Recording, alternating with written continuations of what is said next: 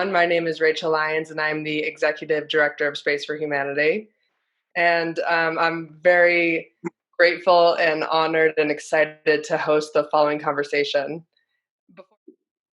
And to start, I want to introduce Dylan Taylor.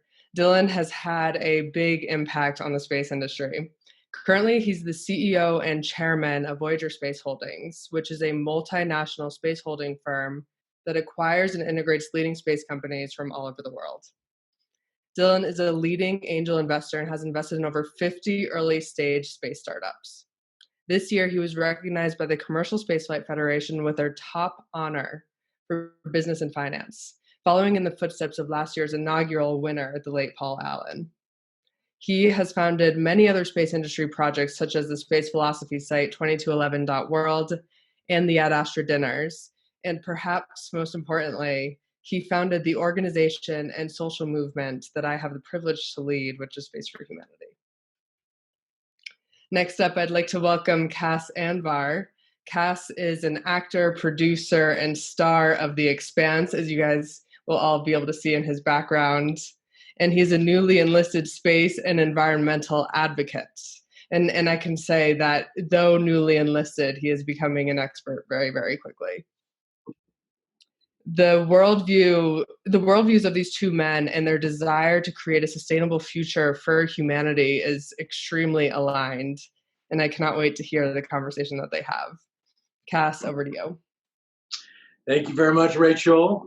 Super excited to be here on a rainy Wednesday in Toronto, where I've been locked down. I'm very excited to have this conversation with you, Dylan. I have been stalking you for months. I'm not sure, I've been attending conferences for about 2 or 3 years, and I have seen you from afar at a number of them, whether it was New Worlds or Escape Velocity or the satellite 2020 that I went to. And I only knew you at that point as a space entrepreneur, someone who is very successful in business and who is trying to get the space movement happening. And then at the most recent conference that I was at, I was exposed to the fact that you are also heading the Space for Humanity movement, which Rachel mentioned. And the first thing that hit me, my brain seized, because the dichotomy between being, a space angel who's capital financing all these venture capital kind of companies, getting the space movement going, trying to industrialize space, juxtaposed against the Space for Humanity, which for people who don't know what it is basically, and I'll let you explain it, but is basically trying to get as many people exposed to the overview effect as possible, which is very spiritual in its essence. And I was really curious how somebody of your background arrived at this as well. If you could tell me a little bit about your financial background, your business background, and then how Space for Humanity came about and how you feather these two concepts together in your mind. Sure. Well, I appreciate it very much, Cas, and thanks for doing this, and thanks for your kind remarks, and thanks for all you're doing to inspire people in this industry. It's a huge and important advocacy role, so I really appreciate and value what you're doing. I grew up in the public markets running public companies, so my business background was very traditional. One of the things I believe is that business can be a force for good. It, not always is, as we know, but it can be. And I think it's one of the things, if you look at things that transcend borders, business and sort of global business is one of the only institutions that we have that's sort of ubiquitous and sort of borderless in a way. Obviously, COVID has impacted that. So I like that element of it. I love the sort of borderless element of business. But I've always been very, very passionate about space. And in my mind, just the way my brain works is I kind of start with the end in mind. And if you believe space can be transformational for humanity, which I believe, and if you believe that space is our ability to reimagine what it means to be human and can be transformational for our species in terms of creating humanity 2.0. If you believe that, then the way my brain works is, okay, that's great. That's a wonderful future we should all enjoy. What are the constraints? What's holding us back from achieving that? And so early on, I was thinking, well, part of the issue is we don't have enough early stage capital to fund a lot of these frontier tech companies to really, crack the nut on a lot of, reusability with rockets and other things that we need to do to get the cost down. So that's why I focused a lot of my effort on getting that early stage capital problem solved. Later on, and really this was the impetus with Space for Humanity, my thought was, space is going to happen. That's great. We are going to get people venturing. We only have 585 people who have ever crossed the Kármán line and got their astronaut wings. We're now going to have thousands of more people doing that. But what about the people who can't afford a $50 million ticket to the ISS or a $300,000 ticket to low Earth orbit? How do we ensure that humanity is for everybody? How do we democratize it? Because I believe, as you said, Cas, and I know you believe this too, to a person, every astronaut comes back and says they were transformed by that experience. So the more people we can get from all walks of life, all backgrounds to go and experience that, these are little seedlings that we can plant around the world and I think be a force for good. Because I believe if you can change people's mindset, you can change their perspective. And if you change their perspective, we can reimagine what it means to be human. So I completely agree with you. I'm still wondering how, what is your ultimate vision for space? Let's say Space for Humanity takes off and we manage to get a lot of people up there. We transform a lot of minds, a lot of perspectives, the boundaries, borders, countries, the world starts to look a little bit more like one country. What is your ultimate vision in terms of how space should look? I mean, a lot of these space entrepreneurs, Elon Musk, Jeff Bezos, O'Neill, we have people who have envisaged that. What is your vision of Right. space? Well, I'll pick up on two things. So where I agree with Elon is this whole notion of we need to diversify consciousness. We can't have all our eggs in one basket. And I do agree with that. So I think there's a risk management component to this.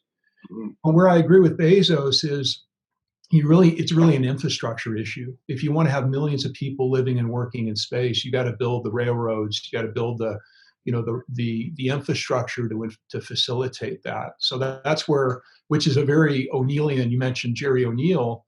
He wrote the book The High Frontier, which really inspired Jeff Bezos and inspired me and others. So I'm very much believing in that sort of vision of the infrastructure play. But imagine millions of people living and working in space, but by virtue of us being able to look back at the Earth, this fragile blue dot has been captured, with the Earthrise photo. We're all in spaceship Earth. We're all floating in space, literally. And by virtue of knowing that and realizing that and understanding how precious the Earth is and life is, not only do we take more care of the Earth and more care of each other, realizing we're all in it together, but allows us to reimagine what it means to be human. And I think very rarely can you be in such deep perspective that you can sort of get out of the fishbowl and understand you're in the water. Right. Deep meditation. I don't know if you're a meditator, Cas. I am. Occasionally you'll have a glimpse of that. Yeah. But there are very few sort of paradigm shifting things, and in my mind, space is one of those. I think the COVID-19 pandemic was kind of a massive meditation for the entire planet. Yes. We're all forced to calm down. We're all our stimulation has been taken away. We're put into a basically a very neutral state where we just have to reflect for the most part. And I'm really curious what's going to come out of that.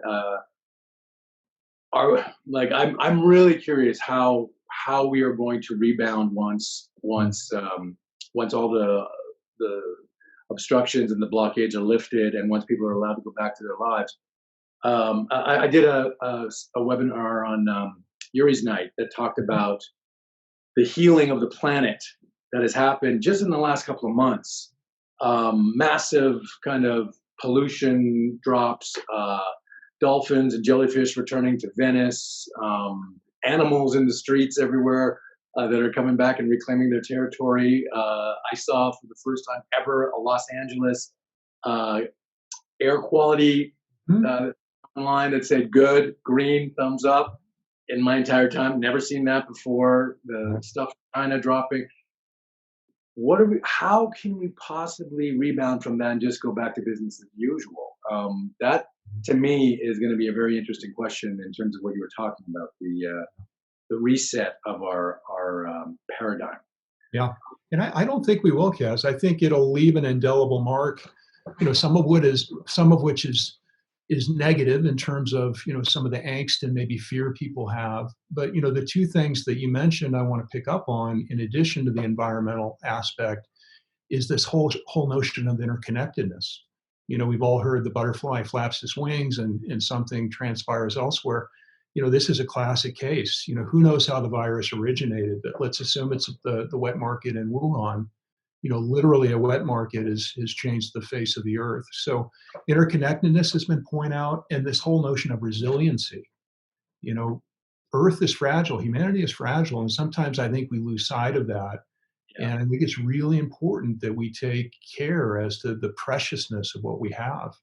And I was thinking about that exact point this morning, because I wanted to ask you a question about industrialization and where we're going, and how do we avoid the pitfalls, or do you foresee that we should avoid the pitfalls of our past, namely colonizing the New World, the industrialization of the New World. Back in those days, we didn't have the scientific knowledge to know the impact we were having on the environment. Right. When coal was discovered and combustion engines were discovered and mass production were discovered, it was just a boom. It was it was an epiphany for humanity. All of a sudden, everyone can be elevated to a different level. Life got easier. At that point, our resources were infinite. Mm-hmm. I was the limit, literally.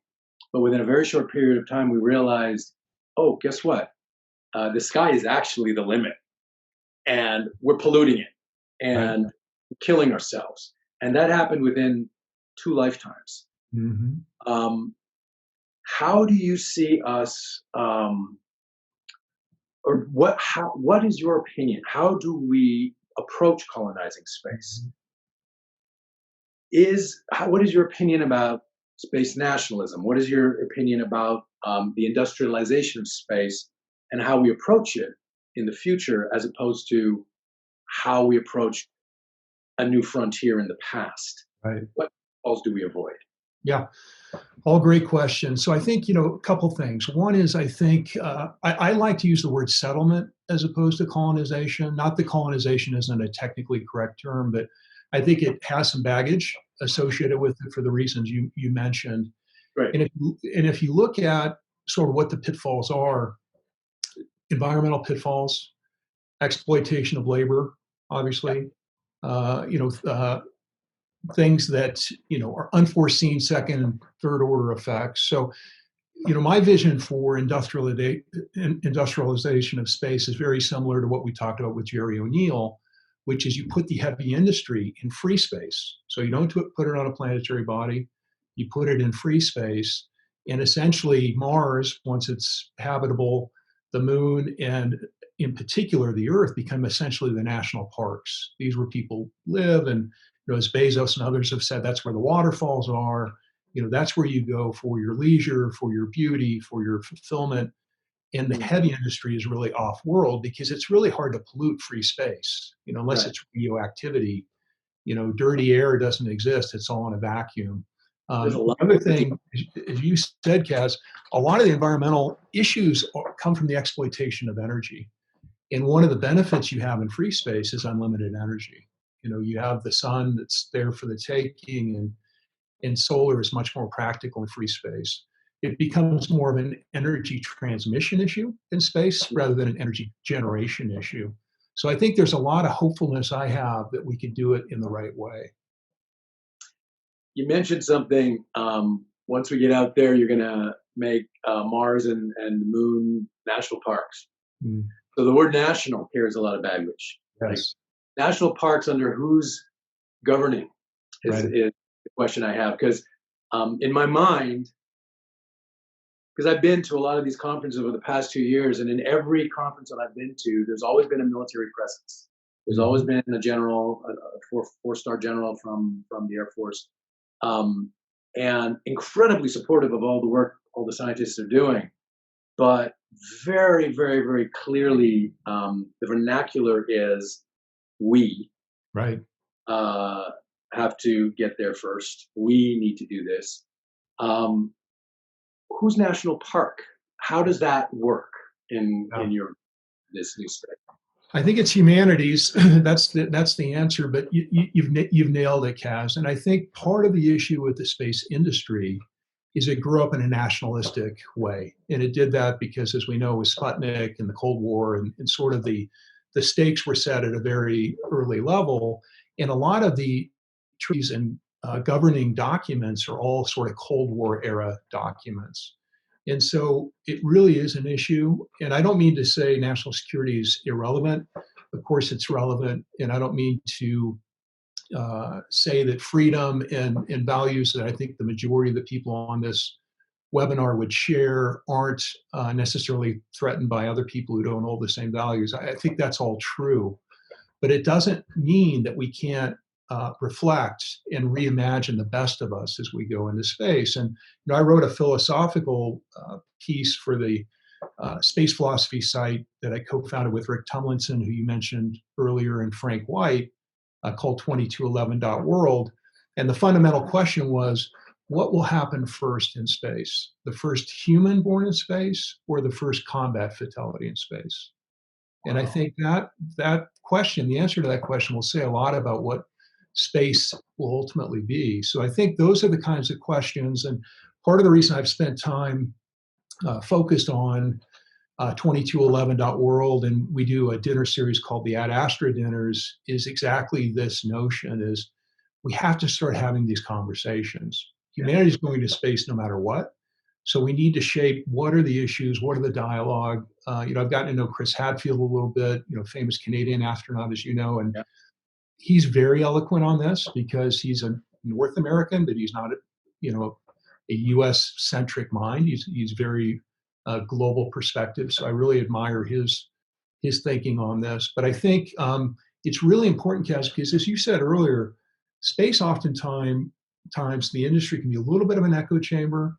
There's a lot of people who feel it the same way, and there's a lot of camaraderie. But we really need to educate and influence influencers in other industries so they understand how important these issues are. So I totally agree. I have to say, in my short couple of years since doing the Expanse, I got invited to all these science conferences. I was blessed and privileged to be introduced to this world of space industry and meeting all these incredible scientists. And every time I go to one of these conferences, there are people from all over the world representing the most innovative technology, the most compelling ideas. And one of the things that I noticed that I was fascinated by and it blew my mind is how similar my world is, which is the world of the artist, which is a quest for truth. That's all we are doing as artists. We are questing for truth, and we're looking for stories to tell to people that provoke, stimulate, and enlighten, and ultimately elevate humanity in a quest for truth. And then I saw the scientists I was surrounded by going after the exact same dream in exactly the same way, in the exact same struggle, because they're not getting paid a lot. They're working their asses off. They're sweating their faces off, and they never know if they're going to actually achieve the goal that they set out to achieve, because it takes decades. And then in the end, they might end up have been wrong, or the funding drops, which is very much like the artists who never know where the next job is coming from. But we're both aligned on these kind of parallel paths of questing for truth. And I was fascinated by it, and I was spiritually uplifted because I thought there is a massive amount of people that are dictating our future that are thinking in this kind of spiritual way, and that gave me a lot of hope. And so, in your own words, we have to try and get this message now to the decision makers, to the bottleneck, to the gatekeepers that are going to be making this. I have a concern. We are going so fast right now, and this is a pattern for humanity. We go so fast, and then we look back and we go, "Oh, Jesus, we made some mistakes back there." Yeah. In my opinion, if we're not going to make a mistake, we need some sort of template in place, some sort of spiritual, verbal, humanitarian blueprint, like some bylaws. Right. Right now, we don't have them. Right. As far as I know, in a way. Do you think that we can retroactively, ad hoc, once a bunch of things have been planted, some flags are planted in the name of countries, retroactively go maybe in 20 years and say, okay, guys, now we're all part of something. Let's all sign here and agree. None of this belongs to any particular one person. Or what's your vision of that doctrine that I think needs to exist? I don't know if you believe that as well, but some sort of humanitarian unifying doctrine as opposed to a national doctrine. Yeah. How do you see that happening with the speed at which we're going? I share the concern, Cas, for sure. And my goal would be, it's almost like a Wikipedia document that we sort of co-edit and co-create as a civilization. I mean, that's difficult to do, obviously, but I think it starts with the dialogue, right? And you nailed it with the artistic expression and all these thoughts and ideas. I mean, The Expanse is an amazing show, and for those of you who haven't seen it, I highly, highly, highly recommend it. And it's based on a series of books that are also really good. And it's got a very realistic potential. Yes. It can be, and as exciting as it is, some of it I don't want to come true. Well, that's exactly my instinct as well. But it's really important because it informs what the possibilities might be, right? So I think what I would recommend, at least for the next 24, 36 months, Cas, is heavy communication, heavy policy discussion, heavy what are the pros and cons, what does our future look like? Because I think it starts with the dialogue. Because until you frame the issue and have the dialogue and get the right people to the table, you can't start shaping the policy or the doctrine. On that site I mentioned earlier, 2211.world, I think there are 3 versions of the Declaration of Human Rights written by different people with different backgrounds. And I think it starts there. Rick Tumlinson, we talked about him earlier. He's actually has a version of that as well. And I think those are the kinds of things that we need to sort of self-publish that, get those notions out there, and then ultimately co-create and get consensus around a particular direction. Now, that's separate from, I think, sort of the blocking and tackling on the legal side, because there is a practical notion. People aren't going to finance these large infrastructure projects in space without some kind of IP protection or financial protection. So I think we have some blocking and tackling to do. We did get the Space Act passed 4 years ago, I think it is now. China's not a party to that agreement, right? So it begs the question: is it a valid agreement if not everyone has signed it? But I think there are organizations like the Commercial Spaceflight Federation, of which Voyager, the company I run, is a member, and others that are doing really important work on that element of it. But as you said, this is really more of a co-creation of what's our future as a species, right? And that's a different question. And so I think it's really important we maximize the dialogue. And, there's some convening bodies where Voyager is also a member of the World Economic Forum. They do a good job of convening. United Nations, mixed track record with convening, but there are some institutions I think we can tap into, but we don't have a institution that I think everyone buys into being the final say on what it's going to look like. So we have some work to do. Speaking of Voyager, how does it fit into this ultimate vision? I only discovered it in doing research before we talked, and I find it fascinating what you're doing with it. Explain what Voyager is a little bit and how you see it fitting into this your ultimate vision of space. Right, sure. No.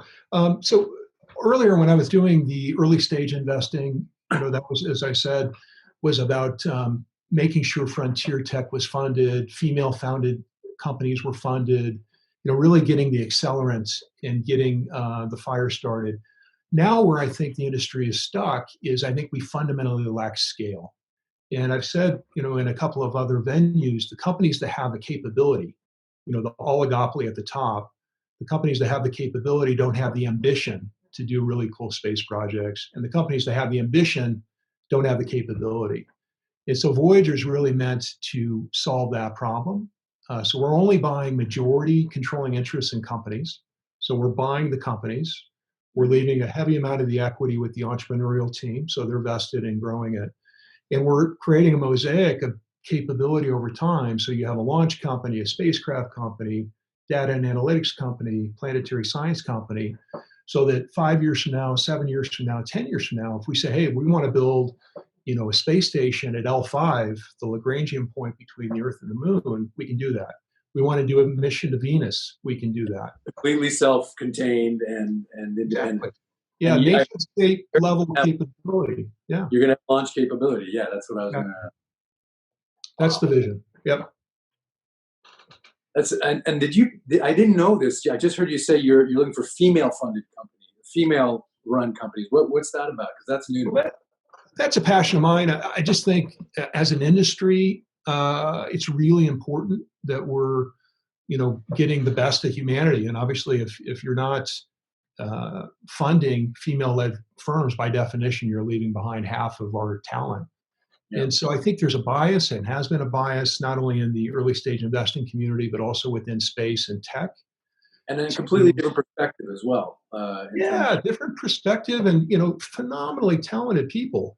And I think the prototype, a lot of the VCs, they're looking for sort of the alpha male who comes in, is very charismatic, Harvard, HBS, all this kind of stuff. And I'm not saying don't fund that person, but I'm saying that's not the only prototype of success. So if I can give a leg up to female-founded companies, I'm honored to do that. I had an interesting conversation with Bill Nye when I did my interview on Yuri's night, and one of the last things he said, I said, "What's your message in terms of how we get through the next 100 years?" He goes, "Women and girls are where we need to focus all of our energy and education, because women and girls are the future of the human race." And I was like, it came out of nowhere. It came out of left field. It came from Bill Nye, and I was like, and it resonated because I share that belief, and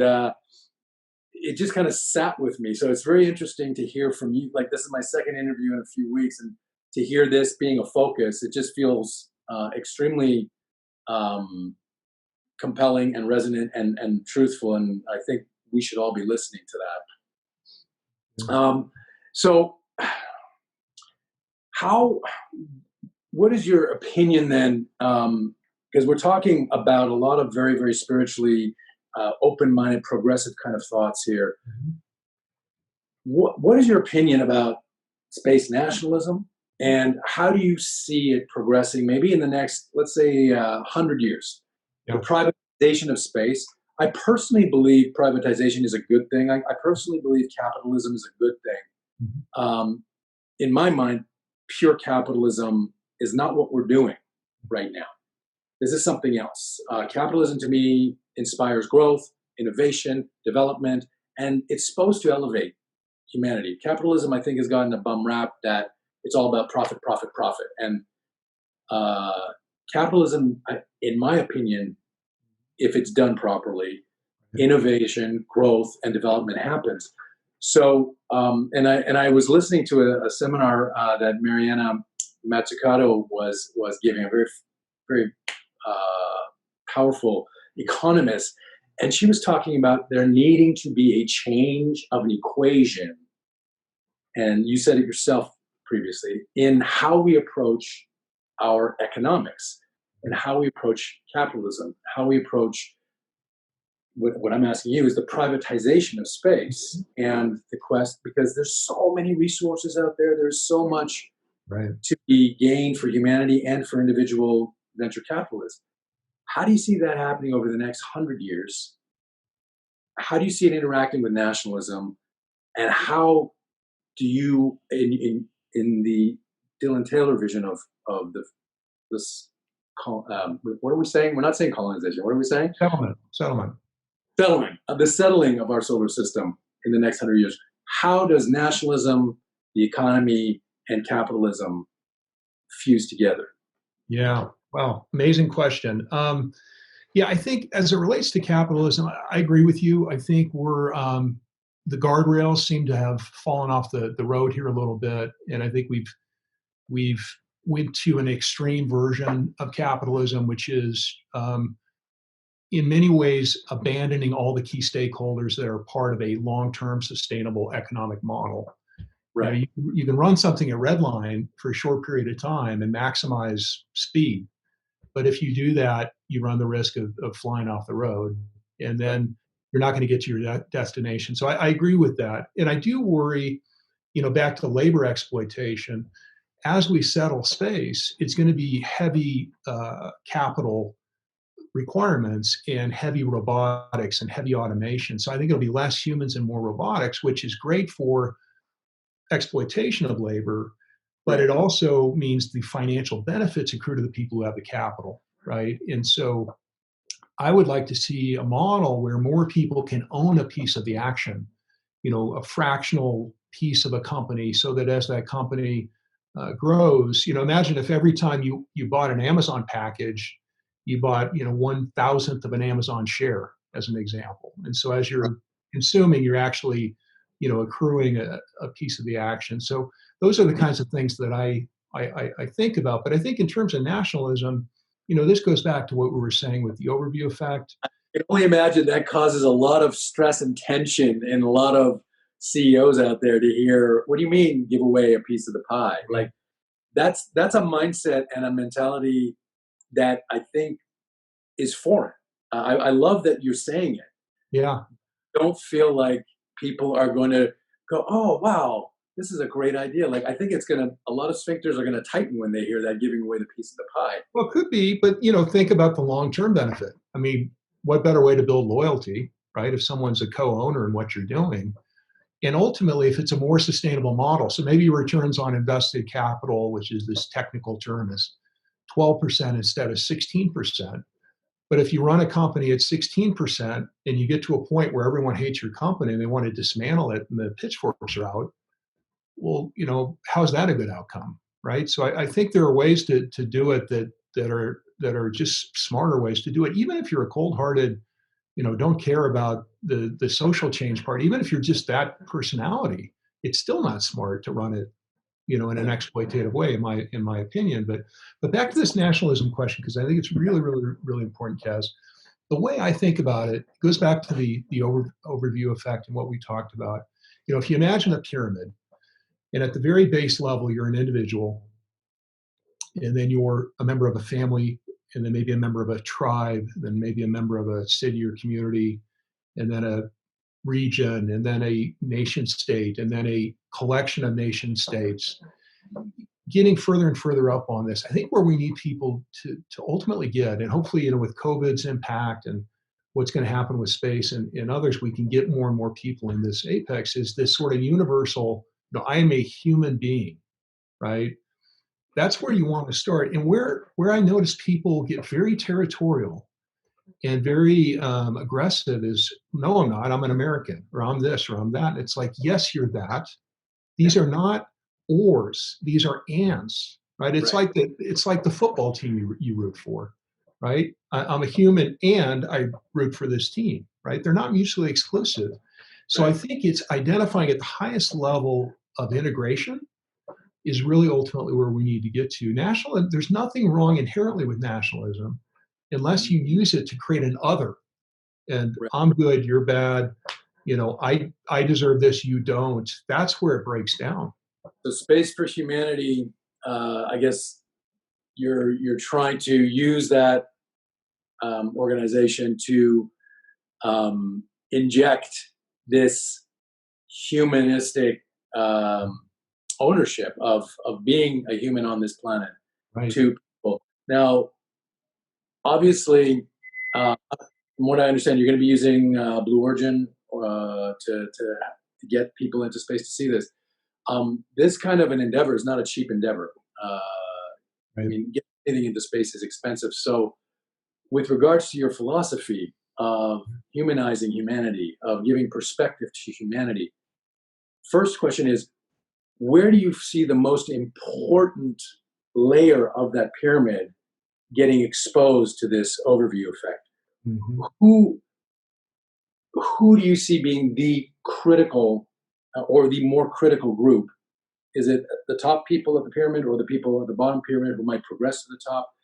And parallel to that, because of the nature of this being probably one of the most expensive um, frontiers that we have right now, how do we include the youth Right. of our future, which I've been learning in my research that the teens of our current generation, 13 to 19-year-old, are incredibly animated. Mhm. And it's not about music and clothing and pop stars. It's about the environment. It's about gender identity. It's about racism. And they have arguments far beyond myself, and they haven't even graduated college yet. So how do we include the youth? How do we include the diversity of genders, the diversity of races, and socioeconomic, the people who can't afford a ticket on the New Shepard to go up Right. there? Right. And where do you envisage the priority being for this enlightenment, this overview? Yeah. Well, I think there's two key parts of that. One is to be early. So my fear is as Virgin flies and Blue flies, the first 10 flights on each platform is, Justin Bieber and Lady Gaga, and not to pick on them in particular, but if that's that's the image that people see of space tourism, I think we're going to lose a bunch of people. We say, well, look, that's the billionaires club. That's not for me. So I think it's really important that we're early. We don't have to be the first flight, but early. And I've told Blue and I've told Virgin, we do not want free flights. We believe in the commercial markets. We want to pay full freight for our flights, but we want to be early because we want to start shaping the narrative. I think that's really, really, really important.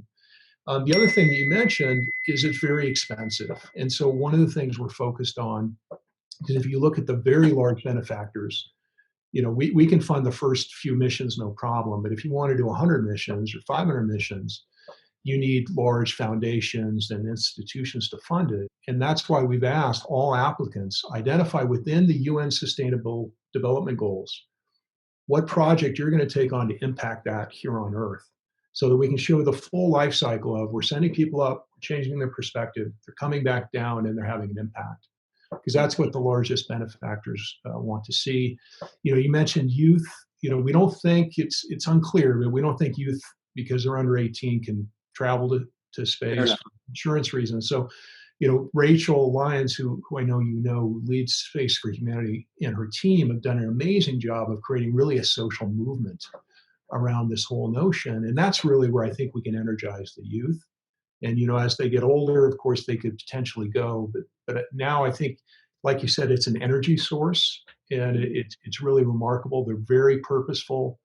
They don't have a lot of patience for people who don't see humanity as sort of a larger group goal and things of that nature. So I think that's really important. I think it is. Actually, what you said is very important. I saw a bunch of things popping up on the feed from our viewers. Mm. As soon as you said we don't want it to be perceived as the Billionaires Club, as just it's kind of a hobby for rich kind of entrepreneurs. Right. It was like, yeah, that's right. Yeah, yeah, yeah. That's what it looks like now. So I think that's a really important perception that we, like, the people who are going to be doing this are aware of, to Right. try and make sure that it is not perceived that way by our actions. Right. Because again, in the same way that you and Bill Nye said, women and young women are our future. I think the diversity um, Agree. of our planet, uh, regardless of income, regardless of where they came from, are our future. Yes. There is so much to be gained by allowing access to the vast diversity of what we have. Exactly. But they're going to be left out if there's no. And so what you said, that's great. There's foundations that are going to be funding projects that come back and actualize themselves.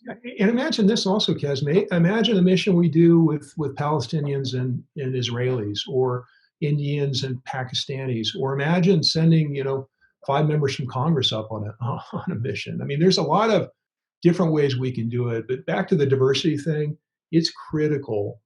And I think it's what you said about the nature of an artist as well. We need to send people who are underrepresented, but people who are natural communicators and natural influencers in terms of the human connection piece. Because what we want them to do is come back down and talk about their experience in their communities, and have the people in their community say, you know what, you're just like me. I can relate to you. And when you tell me this is transformational, I now have a connection to that. It's not Neil Armstrong walking on the moon. It's right. Someone from my community that's been there. More tangible. It's more relatable. That's right. Yeah. I always know when some. Oh, go ahead. Something. I was going to jump in. We're 45 minutes into the hour, so yeah, I think it is definitely time to open it up to audience questions. Of which I don't know if you guys are tracking. We have 47 already. Wow.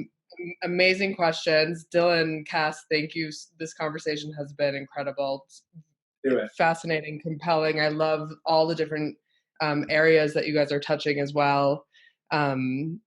So much incredible things. So one of the very first questions that we got, and this kind of, you guys were touching on it towards the end, is talking about the overview effect and about this shift in perspective and opening it up to all people. So one of the questions we got is, do you think that the current pandemic has caused people to experience a similar effect to the overview effect in terms of our humanity, togetherness, and the idea of one Earth? And then the follow-up question to that is, and Dylan, you also touched on this, is what other things can give us access to this type of experience or worldview? Right. Cas, do you want to chime in on that? Or yeah, and so this is for both of you. So yeah. Go for it. Yeah, I mean, I think Cas nailed it earlier in our conversation. I think it has transformed certainly the way we reflect on ourselves. We've had a lot of solitude. We've had a lot of time to sort of check in. If you're a daily meditator, maybe that's not as helpful as for people who are running 1,000,000 miles an hour. But I think the whole world is slowed down. And I think that's, by and large, been a good thing. And I think people are reflecting on what's important. But I would just underline what I said earlier. I think for me, 2 things: the interconnectedness of our world, which I think we all knew, but now it's been demonstrated. And then this whole notion of resiliency. The Earth is fragile, and I don't think people, when you listen to astronauts, and I know a lot of them, and Cas, I know you've met a ton of them as well. There's 2 things that they mention. One is it's borderless, and it's this beautiful blue orb. But the second is the fragility. That's really where you get kind of the environmental seed from the astronauts. They can't believe how fragile the Earth is. And it's almost like they want to reach out and protect it, because they understand it's this very vulnerable, orb floating in space. So I think those are the 2 things COVID's really underlined for most people. I can't speak for the whole planet, but I can speak for myself, and I can speak for what the environment I am in. It's definitely sensitized us to something. One of the things very fascinating, I was talking with Stephen Strait, who plays James Holden on the show, and that's the kind of show this is. The actors are talking about economy and climate change and things like that. We're a bunch of nerds, and we were fascinated by how this entire event has made us look at the planet differently, not just from a spiritual side, but from an economic side. For the first time in my life, all of a sudden, all this information comes up that says, we never used to worry about the bottom line every quarter. We didn't used to have profits increasing every quarter. It used to be product-based. It used to be community-based, and the shareholders were 3rd or 4th. This is back in the 70s and the 80s. something happened in the last 20 or 30 years that changed that dynamic where it's profit, profit, profit, profit, and we start consuming our resources, and we've made our planet infinitely more fragile as a result. And as a result of this pandemic, we're looking around going, hey, we don't need to absolutely bash our heads against the wall and destroy everything in our sight for $1, the most dollars. And that, to me, was the most interesting aspect of this, because this discussion has never happened in my life in any aspect. And it was a fascinating discussion that came out of all of this, in addition to all the things you mentioned. Yeah. Mm-hmm. Yeah. Okay, so here's a question from Omar. And he said, what kind of timeline do you see for humanity having space travel and work in space as a regular experience, much like traveling from one part of the world to another? And how can we, the non-space industry people, participate in creating this future of space for everyone? Let me start with the last one second, if I can. So in terms of participating, I mean, there's a lot of great ways to get involved. Cas mentioned Yuri's Night, which is sort of an annual celebration for the industry. Plug into that, plug in certainly to Space for Humanity. Check out 2211.world. If you're more of a reflective thinker, writer type, that's a perfect way to plug in. Reach out to me. I'd be happy to plug you in depending on what your interests are. I'm very happy to connect with anybody. As it relates to when, this is the famous question in space, right? It's always next year, kind of like the Cubs winning the World Series used to be. But I would say a couple things. One is suborbital space tourist flights will happen in the next 18 months, 100% chance, in my opinion. So I think we're on the cusp of that. I think they would have happened in 2020 if it wasn't for COVID, but I think they'll happen very soon. I do think we'll have the ability to do point-to-point travel on the Earth via rockets, because I know this is a vision of SpaceX. I do think that's a practical thing now that we have reusability, and I think that's probably more like 3 years out, round numbers. We will get tourists circling the moon on a cislunar mission, probably within 24 months. We're going to go back to the moon, of course, probably, NASA's saying 2024. I think it's probably more like 2026. Can I get an eye? Yeah, with professional astronauts. And then, I think in terms of living and working in space, I think we're still looking at 7 to 10 years is my guess. I don't know, Cas, what do you think? What do you see? It is so brand new. I'm one of the things that this is probably going to be a surprise to a lot of people who watch the show. If you had asked me 5 years ago, hey, we've got a thing going to Mars and we're opening it up to the public and you guys can go to Mars and you're going to be covered, I would have been like, I packed my bags, I would be front of the line, ready to go. Then I did the Expanse and I realized how hard space is. Yeah. How dangerous it is, and how like going to Mars is a tough job, and that's for professionals. I currently would not go to Mars because of what would be involved. Space is hard. However, I would go to the moon if it was offered. And once we've figured out all the logistics of it, and I think there's a lot of people who would join me there. One thing that I know people can do, kind of to get a little taste of space.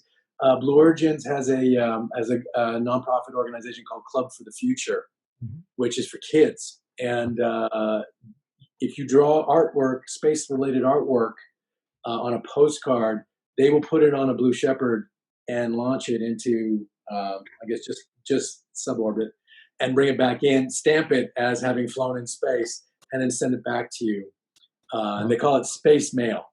So you literally get a piece of your own little property that has been to space. And that to me, that would be pretty cool. I already sent mine out, so I'm waiting to get it back. Love that. That's awesome. Okay, so in Cas, I'm with you actually. I'm a no for Mars, but my goal is to make it to the moon at some point. And so this goes to, and this might be somewhat answered already, but Jeff Ashby asked, would either of you take a suborbital flight above the Kármán line to experience the overview effect yourself? And just because I think I know the answer to that, I'm going to also add on, how do you see, you guys both live your life and really understand and work to share that perspective and that overview effect. But how do you see actually having that experience changing you, if at all? The first answer for me is hell yes, right out of the gate. Do you have that picture from the Hubble birthday thing that I sent in? There was a beautiful image of one of Hubble's photographs. And the reason I'm asking you to put it up if you got it is because here from Earth, looking at that photo, which was published for the 30th anniversary of the Hubble telescope, I literally, it made me gasp and gave me goosebumps and kind of blew my mind for several hours afterwards. And I just kept looking at it and looking at it and looking at it. I don't know if we have access to that. But my feeling is that feeling that I have looking at that nebula is going to be amplified by about a factor of 10 or 100 when I look in real time down at the planet Earth. What I've seen in photographs and video, but from what I understand, it's incomparable when you see it in real life. Yeah. Yeah, and I think you said Jeff Ashby asked that question, Rachel, and if for those of you who don't know, Jeff is an astronaut and he's head of human spaceflight at Blue. Thanks for the question, Jeff. Jeff, actually, I'll just share a quick 30-second Jeff story. He attended an Ad Astra dinner, and one of the things he said that blew my mind there is, if you think of a basketball, our atmosphere would be the equivalent of stretching a balloon around that basketball. And then to blow your mind even further, if that atmosphere was about 20% more thin, humans literally wouldn't exist. Maybe some other life form would, but humans wouldn't exist because of the radiation. And if it was 20% thicker, we couldn't get to space with our current technology because chemical rockets wouldn't get the job done. So that just completely blew my mind. Jeff's a superstar. But yeah, I would absolutely 100% go. I'm negotiating with my wife, Gabrielle, on going. Her philosophy, which is a good one, is we have high school teenage daughters, and she's like, look, if you want to risk your life, that's fine. Just wait till our daughters are through, high school and in college. So I respect that. It's legit, man. It's a legit concern. I only have Ginger here to. Oh yes, Ginger, the famous Ginger. She's all for it. She's ready for me to go to space. I love Ginger, but Rachel, just the last part of your question. I don't know how it would change me. My fear would be, it's such an adrenaline, experience that I kind of lose that moment. I think we've all kind of had these sort of experiences where, it's highly spiritual, it's highly sort of enlightening, but you sort of miss the moment. Right. So my wish would be just to be hyper present if I could be, but I don't know. It's a good question. Yeah. Thank you. Cas, and as you all speak, I'm trying to track down that photo. I posted a link to it on Instagram in the chat if you want to look. It is an incredible image. And if we can, we're going to get it on the big screen. Thank you. Okay, so I think we have time for one or two more questions. Mm-hmm. I just saw a comment from Rick Tumlinson giving 2 big thumbs up. Says, "Great session, guys." So he's giving us his stamp of approval on our conversation. Yeah, and there's a lot of familiar names in the attendee list as well. So thank you everyone for being here. I'm trying to think what's the best. I'm just looking at all the questions and wondering what's the best way to leave this. I guess let's say say someone wants to get involved with Space for Humanity, Dylan, or wants to learn more. And I know you mentioned this a little bit. And then Cas, if someone is interested in your work, where can you point them to? Sure.